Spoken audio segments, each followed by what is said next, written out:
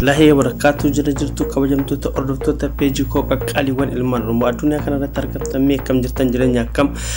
alhamdulillah wallahi ana bira wanti hunduu baay'ee tokko bareeduudha yaadaaf yaaddo keessan irraa kana fekaa bareedan jiranis egaa ordoftoota kabajamtoota ordoftoota kiyya guyyaa dhaatti sigaa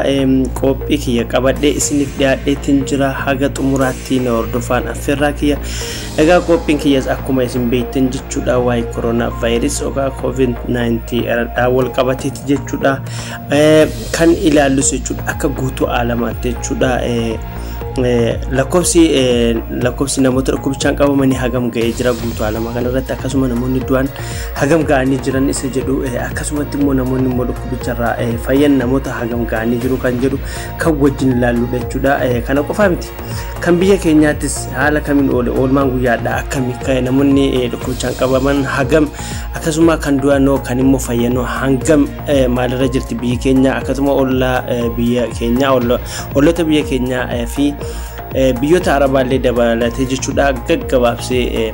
gaggabaabsinee kan wajjin ilaalu ta'a jechuudha isin haga xumura qophii kootiitti na wajjin turaan affeerraa kooti egaa namoonni gamanumaan page kiyyaaf aariyaa taatan anaa dhufu welcome bagana kan dhuftan abliinaa tub jechuun keessa seenaatii subscribe godha maatitaa familitaa walirraa waa barannaan isin jira egaa amma kallattiidhaan gara qophii kiyyaatti yeroo achisin dabarsu jechuudha akkuma isin agartan kana jechuudha jalqaba irratti kan laallu lakkoofsa namoota guutuu alamaa kana irratti qabamanii hagam ga'ee jira isa jedhu laalle jechuudha akkuma isin agartan kana jechuudha namoonni guutuu alamaa kana irratti dhukkubichaan qabamanii jiran hagadhaatti namoota miliyoona 8 fi 800 fi 62,144 qaqqabee jiraachuu ragaan data international irraa arganne nu agarsiisaa jechuudha akkasuma namoonni immoo dhukkubicharraa balaa dhukkuba kanaatiin hagadhaatti lubbuu dhaban jechuudha namoota miliyoona 4 fi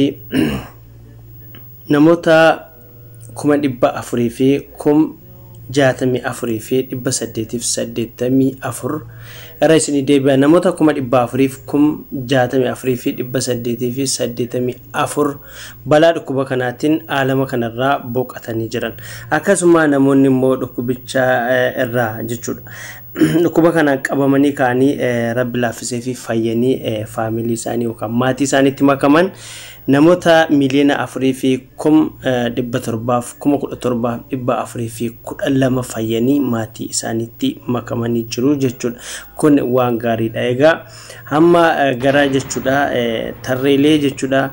biyya kamitti cimee jira haalaan kan jedhu akkasuma biyya kamitti cimee jira kan jedhu akkasuma immoo biyya kamirraa fooyyaa qabaa haaluma wal fakkaatuun biyya kamirratti immoo haalaan itti cimsee jira sadarkaa tokko haga 10 warra jiran jechuudha kan laallu ta'a haga xumura qophii kootiitti isin ofsaa fi sabrii qofaan na hordofuu qofaa jechuudha egaa itti deemaa jira kun akkuma isin agartan kana haala kanaan nuuf kaa'ee jira jechuudha informationii guyyaadha haala kanaan nu dhiyeessee jira jechuudha daataan kun egaa akkuma isin gabataa irratti agartan kana jechuudha kanneen sadarkaadhaan kaa'aman guutuun biyyi sadarkaan hin kaa'amin hin jiru haa ta'u malee sadarkaa tokkoffaa kan qabateeru akkasuma lammaffaan eenyu sadaffaan akkasumatti immoo injira tartiibaan namee jira jechuudha garuu nuti kan nuti ilaallu tokko haga 10 warra jiranii fi biyya kamitti haalaan cimee jira isa jedhu wajjumaan kan laallu ta'a jechuudha akkuma isin agartan egaa Ameerikaan inuma dursaa jirti haga dhaatti jechuudha dhiifama sadarkaa tokkoffaa irratti kan jirtu Ameerikaa yoo taatu guyyaa hadhaa qofa jechuudha namoota 25,000 fi 131 dhukkubichaan qabamanii oolanii kanneen guyyaa hadhaa du'an ammoo namoota 462 yoo ta'an akka waliigalaatti kan du'an biyyattii keessatti namoota 121,800 fi 69 qaqqabanii jiru jechuudha akkasumatti namoonni biyyattii keessatti immoo fayyan namoota 900 fi 62,904 fayyanii jiran akka waliigalaatti namoonni dhukkubni kun biyyattii keessatti irratti argame jechuudha namoota 1,222,321 jechuudha. Biraazil sadarkaa lammaffaa irratti kan argamtu guyyaadhaa namoota 4,600 dhukkubichaan galmaa'ee oolee kan du'an guyyaadhaa namoota 66 yoo ta'u akka waliigalaatti kan du'an namoota 49,156 jechuudha kanneen fayyan namoota 543,186 yoo ta'u akka waliigalaatti biyyattii keessatti namoonni dhukkubni kun irratti argame jechuudha namoota miiliyoona takkaaf 43,168 Ruusiyaan sadarkaa sadaffaa irratti kan argamtu guyyaadhaa namoota 7,889 galmaa'ee guyyaadhaa kan du'an namoota 161 yoo ta'u akka waliigalaatti kan du'an hagarraatti jechuudha biyyattii keessatti namoota 802 kanneen fayyan namoota 334,592 akkasuma dhukkubni kun namoonni irratti argaman biyyattii keessatti namoota 5,756,952 Indiyaan sadarkaa afuraffaa irratti kan argamtu guyyaadhaa namoota 15,915 dhukkubichaan qabamee oolee kan guyyaadhaa du'an namoota 307 yoo ta'u akka waliigalaatti kan du'an namoota 13,277 kanneen fayyan namoota 228,181 akkasuma namoonni biyyattii keessatti dhukkubni kun irratti argame namoota 411,727 jechuudha. UK sadarkaa shanaffaa irratti kan argamtu guyyaadhaa namoota 1,295 dhukkubaan qabamee oolee kan guyyaadhaa du'an namoota 128 yoo ta'an akka waliigalaatti kan du'an namoota 44,589 akkasuma biyyattii keessatti namoonni hagadhaatti dhukkuba kanaan qabaman namoota 3,110 jechuudha. Ispeen sadarkaa ja'affaa irratti argamti guyyaadhaa namoota 363 galmaa'ee kan guyyaadhaa du'an namoota 7 yoo ta'an akka waliigalaatti kan du'an namoota 28,322 jechuudha. akkasuma namoonni dhukkubni kun irratti argate yookaan irra qubate biyyattii keessatti namoota 293 fi namoota 18 Peru guyyaadhaa kan dhukkubichaan galmaa'ee fi kan du'es hin jiru akka waliigalaatti kan du'an biyyattii keessatti namoota 7,660 yoo ta'an akkasuma namoonni dhukkubicharraa dandamatan jechuudha namoota 135 fi 520 kanneen dhukkubni kun irratti argame namoota 200 fi 47,925 Itaaliin saddeetaffaa irratti argamte jechuudha guyyaadhaa namoota 264 dhukkubichaan galmaa'ee kanneen du'an guyyaadhaa namoota 49 yoo ta'an akka waliigalaatti kan du'an hagaadhaatti biyyattii keessatti namoota 34,610 kanneen fayyan namoota 182,453 akkasuma kanneen dhukkubni kun irratti argaman biyyattii keessatti namoota 238,275 Chel biyya jedhamtu tokko jirti guyyaadhaa biyya Chel kana keessatti jechuudha namoota 5,355 galmaa'ee oolee akkasuma kanneen du'an guyyaadhaa namoota 202 yoo ta'an akka waliigalaatti kan du'an namoota 4,295 akkasuma kanneen fayyan namoota 196,609 hagaadhaatti namoonni biyyattii keessatti dhukkuba kanaan qabaman namoota 236,748 jechuudha. Iraan guyyaa hadhaa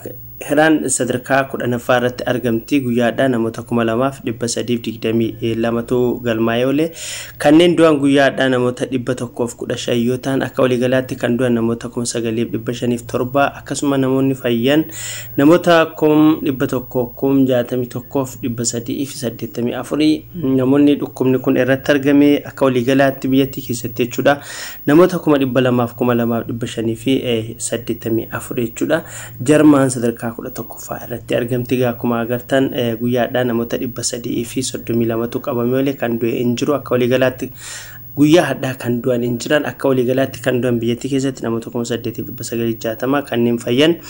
namoota 174 fi 700 akkasuma biyyattii keessatti hagadhaatti namoonni dhukkubni kun irratti argame namoota 190,992 jechuudha. Turkiyaan sadarkaa 7ffaa kan turte kunoo guyyaa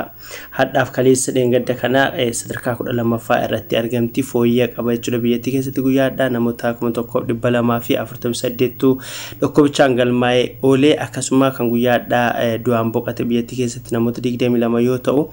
akka waliigalaatti kan du'an namoota 4927 akkasuma kanneen fayyan biyyattii keessatti jechuun namoota 158,828 akka waliigalaatti biyyattii keessatti dhukkubni kun namoonni irratti qubate jechuudha namoota 186,493 sadarkaa 12 irratti seertee jechuudha kanatti aansinee kan biyyoota arabaa ilaalla egaa kan Saudi Arabiyaa dursinee ilaalla jechuudha sadarkaadhaan 16ffaa irra jirti har'a guyyaa 5ffaa 6ffaa isiiti sadarkaa 16ffaa irratti seerti gadis olis deemaan jirtu gadis bu'aan jirtu achuma irra jirti guyyaadhaa namoonni dhukkuba kanaan qabamanii oolan namoota 3,941 yoo ta'u kan guyyaadhaa du'aan boqate biyyattii keessatti jechuudha namoota 46 akka waliigalaatti kan du'an namoota 1,230 qaqqabeera kanneen fayyan namoota 98,917 fayyanii akka waliigalaatti biyyattii keessatti namoonni dhukkuba kanaan hagadhaatti qabamee jiru yookaan dhukkubni kun irratti argame jechuudha namoota 154,233 jechuudha. Akka waa agartan Saudi taanee Qatar arganne jechuudha. Qatar akka sadarkaatti olaalee sadarkaa 20ffaa irra jirti. Guyyaadhaa namoonni biyyattii keessatti dhukkubichaan galmaan yookaan qabaman namoota 1,026 yoo ta'an kan guyyaadhaa du'aan boqatan nam tokko yoo ta'u akka waliigalaatti namoota 94 qaqqabeera kanneen fayyan biyyattii keessatti jechuudha dhukkubicharraa namoota 66,000 fi 763 akkasuma akka waliigalaatti namoonni dhukkubni kun irratti argame jechuudha namoota 86,488 jechuudha akkasuma kanatti aansee ammoo Dubaayii arganne jechuudha Dubaayiin sadarkaa 30ffaa irratti seerti guyyaadhaa kanneen dhukkubichaan galmaan namoota 388 yoo ta'an kan du'e guyyaadha nam tokko akka waliigalaatti kan du'an namoota 301 kanneen fayyan namoota 31,754 jechuudha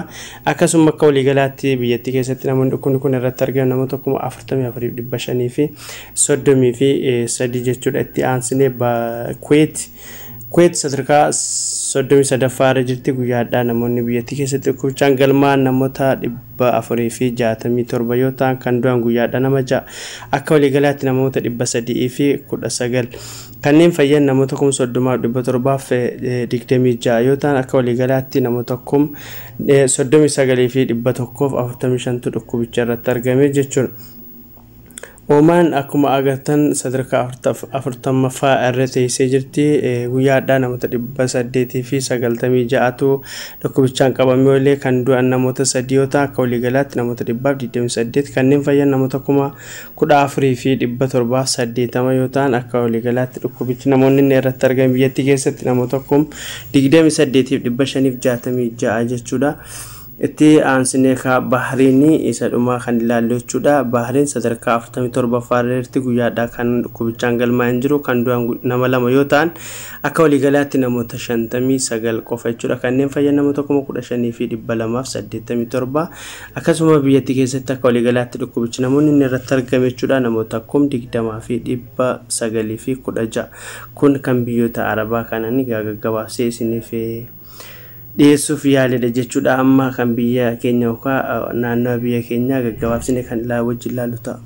Egaa akkuma asirratti agartan Egyptii sadarkaa 26ffaa irra teesseerti guyyaadhaa namoonni dhukkubichaan qaban namoota 1,547 namoota 1,547 guyyaadhaa galmaa'ee oolee akkasuma kan guyyaadhaa du'aan boqatan namoota 89 yoo ta'an akka waliigalaatti kan du'aan boqate jechuudha namoota 2,106 qaqqabeera kanneen fayyan namoota 14,327 akka waliigalaatti namoonni dhukkubichi irratti argame namoota 53,758 jechuudha. Kun biyya Egyptii keessatti akka sadarkaatti sadarkaa 26ffaa irra jirti jechuudha. Kanatti aansinee egaa kan ilaallu Sudaan sadarkaa 70ffaa yookaan saglaffaa irra jirti. Kun akkuma agartan guyyaa hadhaa namoota 100 galmaa'ee kan du'e guyyaa hadhaa biyya Suudaanitti namoota 7 yoo ta'u akka waliigalaatti kan du'an namoota 513 qaqqabeera. Kanneen fayyan namoota 3204 yoo ta'u akkasuma akka waliigalaatti namoonni dhukkubicha irratti argame namoota 8416 akka sadarkaatti 69ffaa irra jirti jechuudha. Kanatti aansinee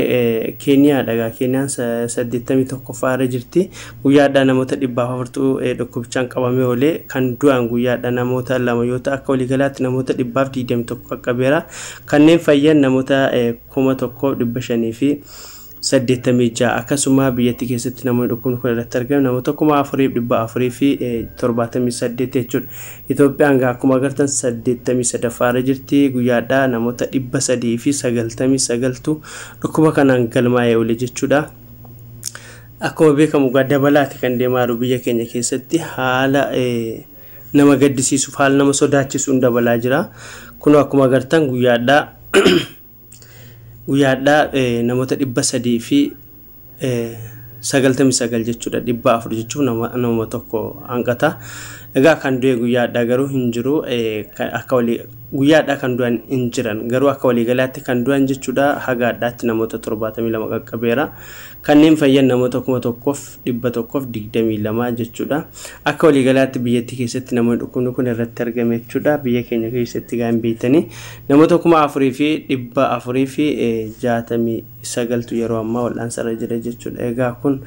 gaggabaabsi kanan isiniif dhiyeessuu yaalidha jechuudha. Kabajamtoota hordoftoota koo kan dhumaa maayii irratti kan nuti ilaallu Somaaliyaadha. Soomaaliyaan sadarkaa 94ffaa irra jirti. Guyyaadhaa kan qabamee oole namoota 36 yoo ta'u kan du'e hin jiru. Akka waliigalaatti kan du'an namoota 88 kanneen fayyan 751 akkasuma biyyattii keessatti dhukkubni kun namoonni irratti argame namoota 2755 jechuudha. Egaa kabajamtoota hordoftoota peejii kooti qophiin kiyya kan guyyaadhaatiif qabadhee isinii dhiyaadhe kana fakkaata. Haga qophii biraatiin walitti deebinutti viidiyoon kun yoo isinitti tole share like akkasumas subscribe yaada keessanis nuuf laadhaa. Bakka jirtanitti nageenya rabbii isiniif haa baay'atu. Wassalaam.